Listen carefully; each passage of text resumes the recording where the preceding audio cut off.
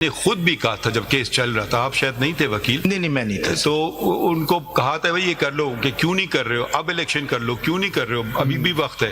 खैर वो बातें तो गुजर गई। सियासी पार्टी को सिंबल नहीं मिला बिकॉज इलेक्शन नहीं हुई।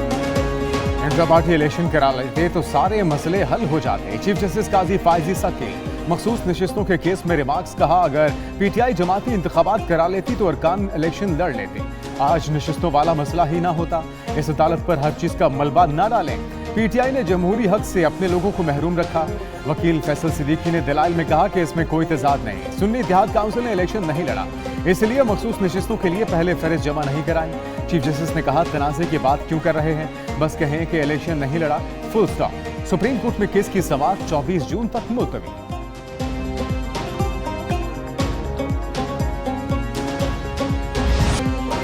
सियासी जमात को इंतखाबी निशान से महरूम करना सारे तनाज़े की वजह बना। निशान के अलॉटमेंट से पहले सुप्रीम कोर्ट का फैसला आया था। कानूनी गलतियों की पूरी सीरीज है जिसका आगाज यहाँ से हुआ था। जस्टिस मुनीब अख्तर के रिमार्क्स कहा, सुप्रीम कोर्ट ने पीटीआई का इंतखाबी निशान वापस लेने का फैसला बरकरार रखा।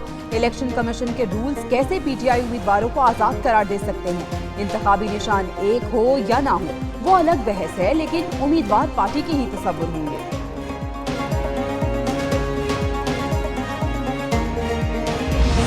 दो जमातें अपनी जीती नशिस्तों के तनासुब से ही मखसूस नशिस्तें लेंगी। जस्टिस मंसूर अली शाह के रिमार्क्स कहा, बाकी नशिस्तों का क्या होगा बाद में देखा जाएगा। ये नहीं हो सकता कि उन्हीं सियासी जमातों को इजाफी नशिस्तें भी बांट दें। ऐसा करने से फिर मुतनासिब नुमाइंदगी का उसूल कहा जाएगा। चीफ जस्टिस ने कहा, मखसूस नशिस्तों पर तो पार्टी सरबराह की सवाबदीद है, चाहे दोस्तों को नवाज दे।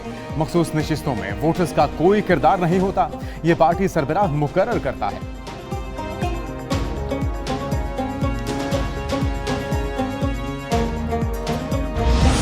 सुप्रीम कोर्ट की जितनी ऑब्जर्वेशन हमने देखी है उस ऑब्जर्वेशन के मुताबिक हमें उम्मीद है इंशाअल्लाह ताला ये सीटें हमें मिलेगी। मखसूस नशिस्तें तहरीक इंसाफ का हक। उम्मीद है 25 जून को 78 मखसूस नशिस्तें मिल जाएंगी।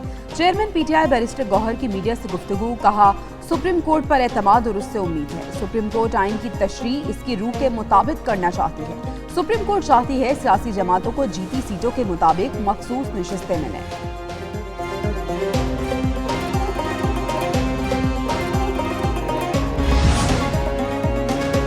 सेनेटर फैसल वाडा का तौहीन अदालत केस में गैर मशरूत माफी मांगने से इनकार। नोटिस पर जवाब सुप्रीम कोर्ट में जमा। कहा, प्रेस कॉन्फ्रेंस का मकसद अदलिया की तौहीन करना नहीं था, मकसद मुल्क की बेहतरी था। अदालत तौहीन की कार्रवाई आगे बढ़ाने पर तहम्मुल का मुजाहिरा करे। तौहीन अदालत का नोटिस वापस लिया जाए। फैसल वाडा ने रऊफ हसन, फजल रहमान और वजीर आजम शहबाज शरीफ की तकरीरों के ट्रांसक्रिप्ट भी अदालत में पेश कर दिए। उधर अदलिया मुखालिफ बयान पर MKM रहनुमा मुस्तफा कमाल ने गैर मशरूत माफी मांग ली। सुप्रीम कोर्ट कराची रजिस्ट्री में बयान हल्फी जमा।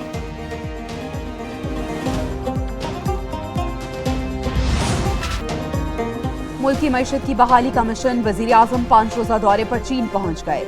शेंजन हवाई अड्डे पर आला हुकाम और सफीरों ने इस्तकबाल किया। वजीर आजम की आज कम्युनिस्ट पार्टी शेंजन के सेक्रेटरी से मुलाकात।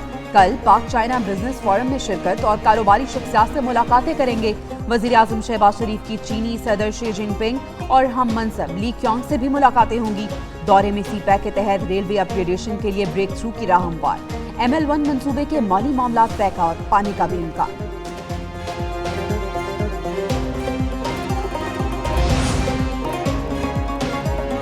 आइंदा माली साल का विफाकी बजट 12 जून को आएगा। बजट का कुल हजम 18,000 अरब रुपए से ज्यादा होने का इम्कान।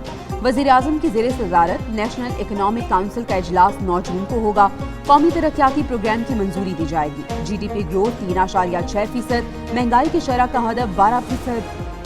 इक्तिसादी सर्वे 11 जून को जारी होगा। बजट में हुकूमती अखराजात और सब्सिडी मुकम्मल खत्म करने का मंसूबा। गरीबों को नकद इमदाद मिलेगी। कौमी खजाने पर बोझ इदारों की जल्द निष्कारी होगी।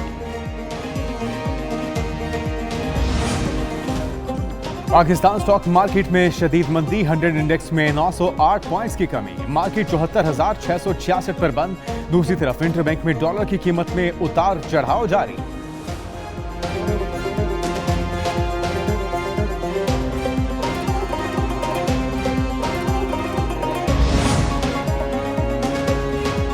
रिपोर्ट से साफ जाहिर है जस्टिस बाबर सत्तार के खिलाफ 3 हैशटैग्स पर मबनी एक मुनज़्ज़म मुहिम थी।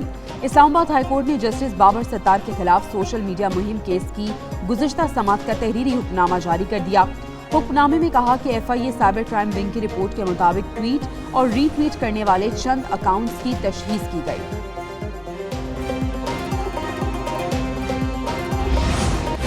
तहरीक इंसाफ को एक और बड़ा रिलीफ। इस्लामाबाद हाईकोर्ट ने PTI का मरकजी सेक्रेटेरिएट फौरी डीसील करने का हुक्म दे दिया। जस्टिस समन रिफत इम्तियाज ने महफूज फैसला जारी कर दिया। अदालत ने CDA के खिलाफ तहरीक इंसाफ की दरखास्त मंजूर कर ली।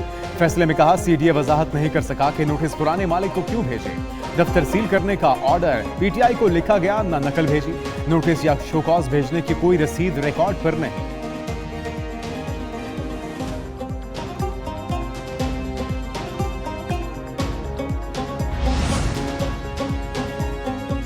इस्लामाबाद में इलेक्शन ट्रिब्यूनल जजेस की तब्दीली से मुतालिक दरख्वास्तें। इलेक्शन कमीशन ने दरख्वास्तें काबिल समाअत करार दे दी। समाअत 6 जून को की जाएगी। फरीकैन को नोटिस जारी। इलेक्शन कमीशन ने महफूज किया गया फैसला सुना दिया। मुस्लिम लीग नून के अरकान कौमी असम्बली तारिक फजल चौधरी, अंजुम अकील और खुरम नवाज ने ट्रिब्यूनल जज तब्दील करने की दरख्वास्तें दायर की थी।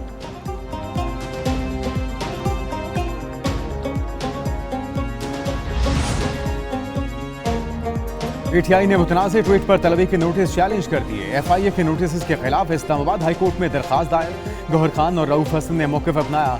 ट्वीट का मकसद मुल्क को बहरान से निकालने के लिए नेशनल डायलॉग के एहतमाम की तरगीब देना था। ट्वीट को सियासी मुखालफिन ने तोड़ मरोड़ कर पेश किया कि इस एतराज़ समेत कल जस्टिस मोहसिन हसन गैलानी की क़यादत में समाअत के लिए मुकर्रर।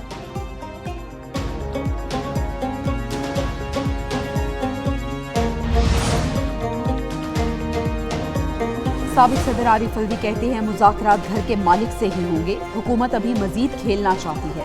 एलीट क्लास नहीं चाहती एहतसाब या तहकीकात हो। लोगों को यकीन है पाकिस्तान में इंसाफ नहीं होगा। वो तो हिम्मत हार चुके। एहतसाब करना पाकिस्तान में मुमकिन ही नहीं। उमर अयूब कहते हैं साइफर केस के फैसले ने ड्रामा अयां कर दिया। रियासत के खिलाफ साजिश का बयानिया भी झूठ निकला। बाबर ऐवान बोले फॉर्म 45 को कबूल करके फॉर्म 47 वालों को घर भेजा जाए। चेयरमैन PTI का शेख मुजीब वाला बयानिया वाज़ेह करता है वो मुल्क तोड़ना चाहते हैं। वज़ीर इत्तलात सिंध शर्जील मेमन की तनकीद। कहा PTI वाले कभी दारुल हुकूमत पर चढ़ाई तो कभी मुल्क तोड़ने की बात करते हैं। सानिया मशरक़ी पाकिस्तान को खंजर बनाकर रियासत की शहरक पर रखना संगीन अमल है। हुसूल इक़्तिदार के लिए PTI मुल्की इदारों पर मफादात को दाव पर लगाती आई। साइफर केस का फैसला कौमी राजों और मफादात से खेलने का लाइसेंस देने के मुतरादिफ है। हुकूमत हमारी तजावीज़ को बजट में शामिल कर ले तो आवाम को रिलीफ मिलेगा। MQM रहनुमा फारूक सत्तार का दावा। कहते हैं कराची मॉनिटरी फंड ही FIA से छुटकारा दिला सकता है। कराची जब चलता है तो लाहौर, कोयटा और लाड़काना चलता है। कराची के बेटे ही पाकिस्तान को मुश्किलात से निकाल सकते हैं। तनख्वाहदार तबके से ताल्लुक रखने वाला तो इनकम टैक्स देता है, तो वडेरे के लिए रिलीफ क्यों? छोटे किसानों और मजदूरों को छोड़ दें।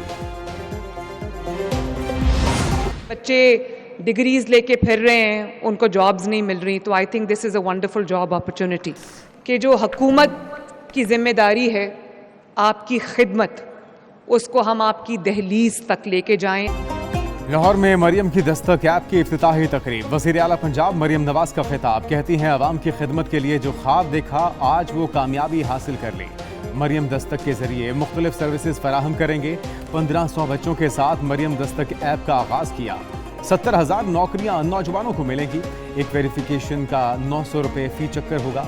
मरियम की दस्तक ऐप से 1 लाख नौकरियों तक लेकर जाएंगे।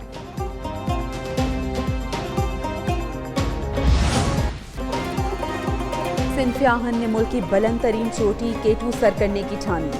पाकिस्तान की कम उम्र तरीन कोहपेमा 15 साला सेलिना ख्वाजा ने 7 साल से पहाड़ों को सर करने का मशगला बना लिया। फर्स्ट वेमेन K2 एक्सपेडिशन का हिस्सा। O लेवल की तालिबा और वालिदैन की इकलौती बेटी सेलिना ख्वाजा कहती हैं मुस्तकबिल में वेटनरी डॉक्टर बनना चाहती हैं। जब K2 मुहिम के लिए मुंतखब हुई तो खुशी के साथ हैरानी हुई। सेलिना के वालिद यूसुफ ख्वाजा कहते हैं वालिदैन को बच्चों में टैलेंट देखना चाहिए। उन्होंने कभी अपनी बेटी पर मर्जी नहीं चलाई। बिजली का बहरान मजीद संगीन। शॉर्टफॉल 5233 मेगावाट तक पहुंच गया। शहरों में 6 घंटे की लोड शेडिंग। लाइन लॉसेज वाले इलाकों में 12 से 14 घंटे तक बिजली की बंदिश। कराची में लोड शेडिंग के खिलाफ बल्दिया हब रिवर रोड और इब्राहिम हैदरी में एहतजाज। मुजाहिरीन ने सड़कें ब्लॉक करके के इलेक्ट्रिक के खिलाफ नारे लगाए। कहा इलाके में 14 घंटे की लोड शेडिंग जारी है।